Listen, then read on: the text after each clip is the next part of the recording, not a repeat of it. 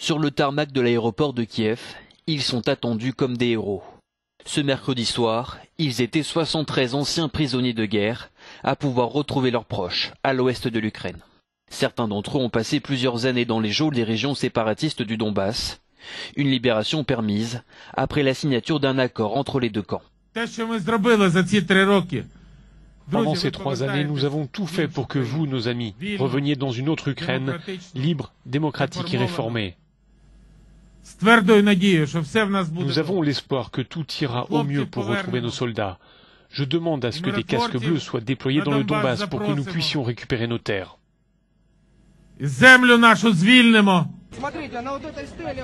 Sur le front oriental, ce sont 233 anciens détenus pro-russes qui ont été relâchés par les autorités de Kiev.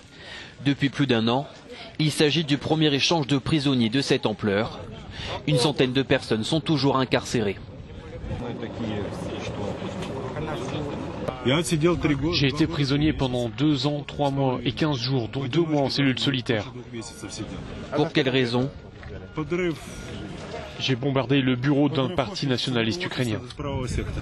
Mais une nouvelle vient noircir le tableau. Washington a annoncé il y a quelques jours vouloir renforcer son aide militaire aux Ukrainiens.